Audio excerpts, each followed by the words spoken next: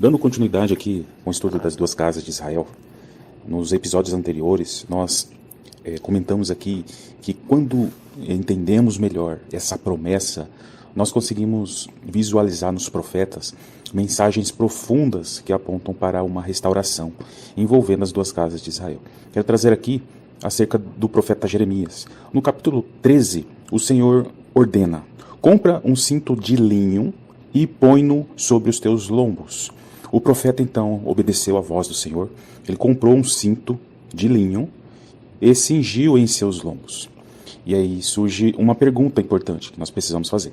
Por que o cinto deveria ser de linho? No dia da expiação, o sumo sacerdote teria que usar vestes de linho puro e cingir as suas vestes com um cinto de linho. Em Levítico 16 traz essa explicação. Vestirá ele a túnica santa de linho. Então, é importante salientar essa característica que aponta para o dia da expiação.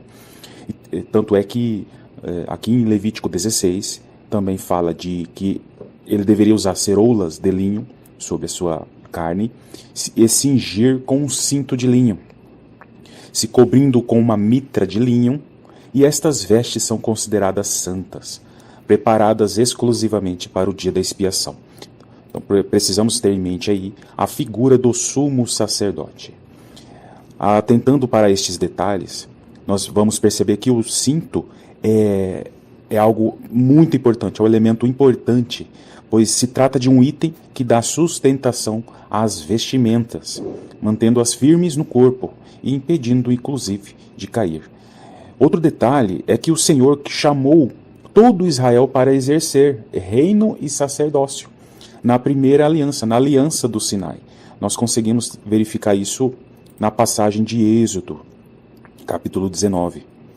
Diz assim: se diligentemente ouvirdes a minha voz e guardardes a minha aliança, então sereis a minha propriedade peculiar dentre todos os povos, porque toda a terra é minha.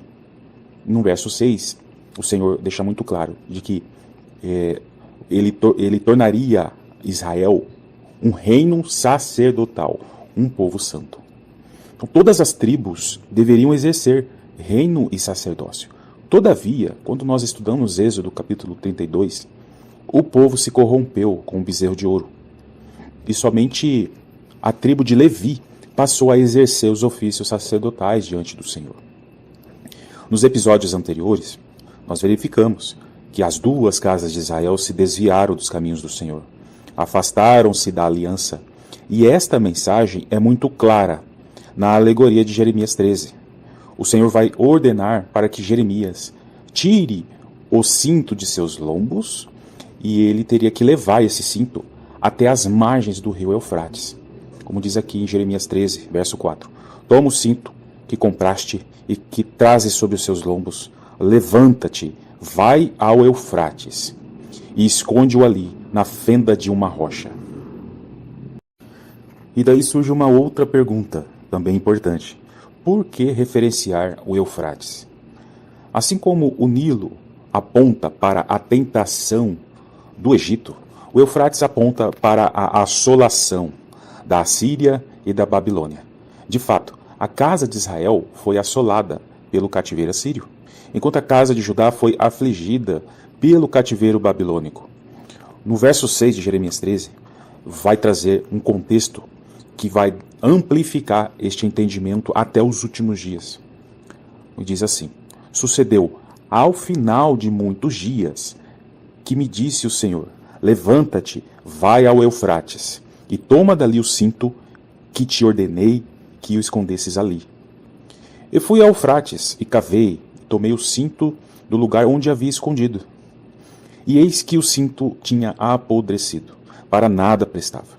Então veio a minha palavra do Senhor, dizendo: assim diz o Senhor, do mesmo modo farei apodrecer a soberba de Judá e a muita soberba de Jerusalém. Este povo maligno, que recusa ouvir as minhas palavras, que caminha segundo a dureza do seu coração, e anda após deuses alheios, para servi-los e inclinar-se diante deles, será tal como este cinto, que para nada presta. Porque como o cinto está pegado aos lombos do homem, assim eu liguei a mim toda a casa de Israel e toda a casa de Judá, diz o Senhor, para me serem por povo, e por nome, e por louvor, e por glória, mas não deram ouvidos. O passado mostrou claramente o afastamento, e através dos profetas, inclusive Jeremias, podemos enxergar um processo de restauração para as duas casas de Israel. E este processo de restauração envolve uma nova aliança. Em Jeremias 33, verso 3, vai trazer a seguinte mensagem: clama a mim, e responder-te-ei, e anunciar-te-ei coisas grandes e firmes que não sabes. No contexto de Jeremias 33, ele vai trazer um complemento sobre essa obra de restauração das duas casas de Israel. Perceba que em Jeremias 31, verso 31, fala de uma nova aliança para as duas casas de Israel. E no capítulo 33, o Senhor vai trazer contextos que vão endossar esta promessa. No verso 7, o Senhor diz que removerá o cativeiro de Judá e o cativeiro de Israel, e os edificarei como no princípio. E no verso 14 diz assim: eis que vem dias, diz o Senhor, em que cumprirei a boa palavra que falei à casa de Israel e à casa de Judá. Naqueles dias e naquele tempo farei brotar a Davi um renovo de justiça, e ele fará juízo e justiça na terra. Quando nós estudamos aí o capítulo 33 de Jeremias, nós vamos perceber claramente uma promessa de restauração das duas casas de Israel, através de Jesus Cristo. E podemos associar elementos que vão apontar para uma restauração na terra de Jerusalém.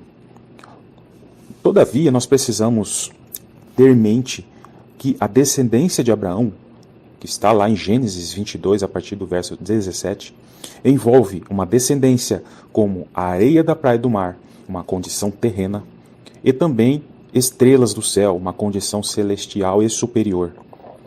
Portanto, precisamos lembrar que existe uma restauração espiritual das duas casas de Israel, apontando para a igreja, exercendo reino e sacerdócio, ofícios sacerdotais superiores e espirituais.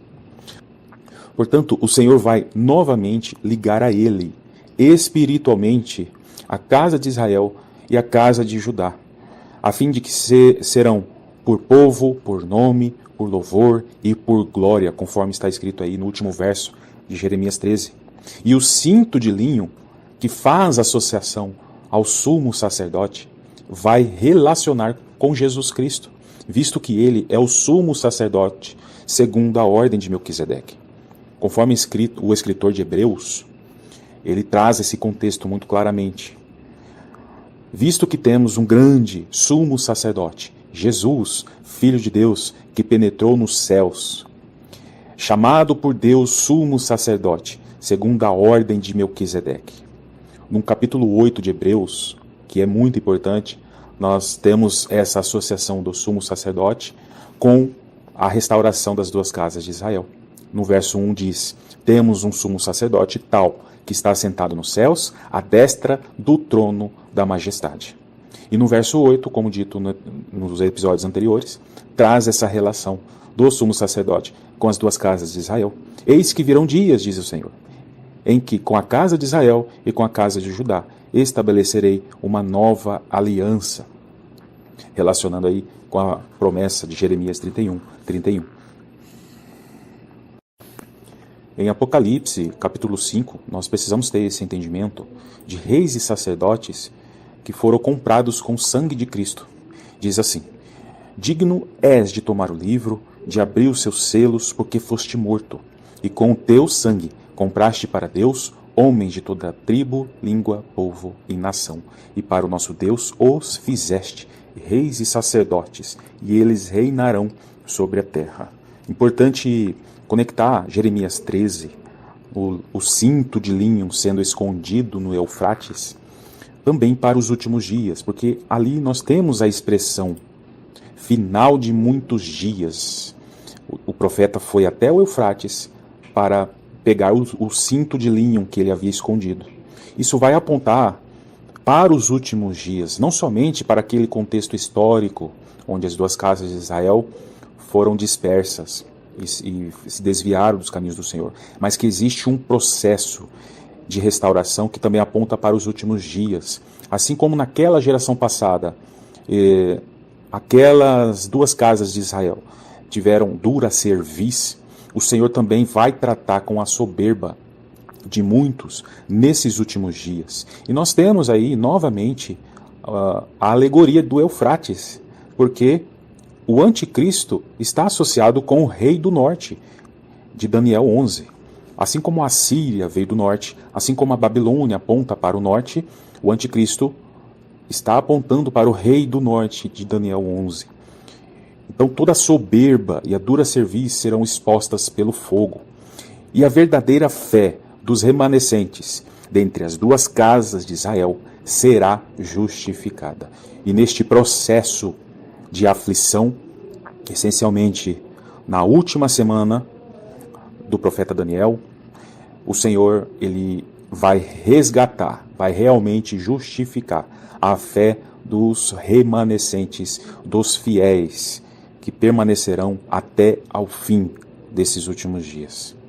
Estarei trazendo aqui outros contextos proféticos e alegorias que podem aí nos dar entendimento mais apurado sobre essa promessa de restauração das duas casas de Israel. Então fique conosco, continue acompanhando aqui esta série de estudos. Eu tenho certeza que o Senhor vai alinhar os nossos corações para que possamos avançar no entendimento e principalmente no posicionamento que o Senhor requer de nós aí para os últimos dias. Amém? Deus abençoe a todos.